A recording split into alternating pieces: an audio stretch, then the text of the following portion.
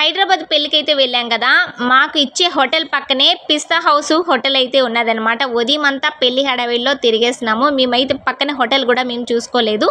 ఇంకా నైట్ మా హోటల్ దగ్గరికి వచ్చేసేటప్పటికైతే పిస్తా హౌస్లోని చాలా ఫేమస్ అండి. ఇక్కడ చాలా బాగుంటాయి ప్రతి ఐటెం కూడా.